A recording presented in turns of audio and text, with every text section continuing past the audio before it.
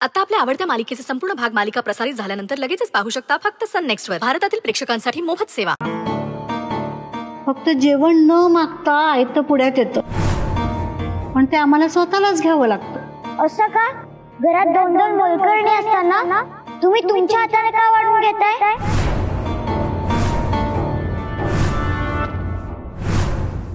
शक्ती, काय बरळतेस कळतंय का तुला? हिम्मत कशी झाली तुझी रूपाताईला आणि कमलाईला मोलकरण म्हणायची? काय चुकीचं बोलले मी? वर तोंड करून विचारतेस मला काय चुकीचं बोलले? उठ तिकडं, उठ उठ। जाऊ दे ताईसाहेब, लहान आहे ती अजून, ती जे काही बोलते ना हे तिला कळलं नसावं। मी आणि रूपा तिच्या अगदी हक्काच्या आहोत। तिच्या बोलण्याने आम्हाला नाही वाईट वाटलं। कमलाई, तुम्ही मनाचा किती मोठेपणा दाखवला तरी जे चूक आहे ते चूकच आहे, आणि शक्तीने जी चूक केली ती समजून घेण्यासारखी नाहीये। एवढा तांडव करण्यासारखं काही झालं नाहीये, आणि तिच्यावर हात उगारण्यासारखं तर ती काही बोललीच नाहीये।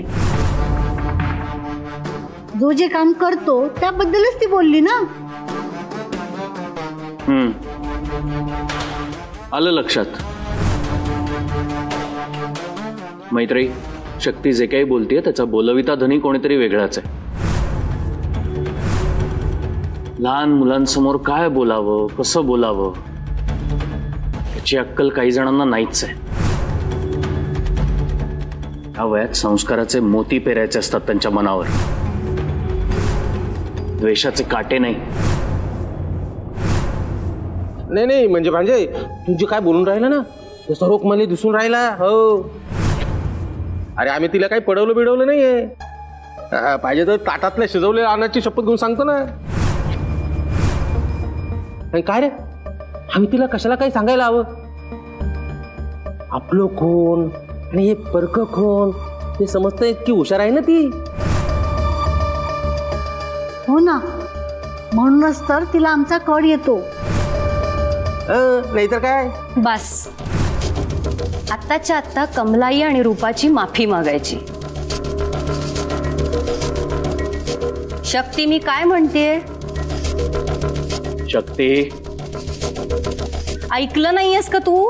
आत्ताच्या आत्ता माफी मागायची। मी का माफी मागू? मी काय चुकीचं बोललीये? आपण या ग्लासला ग्लास म्हणतो, प्लेटला प्लेट म्हणतो, आईला आई म्हणतो, बाबाला बाबा म्हणतो। तसं मोलकरणींना मोलकरणीच म्हणणार ना। तोंड करून विचारतेस मला काय चुकीचं बोलले? फटका देऊ का एक?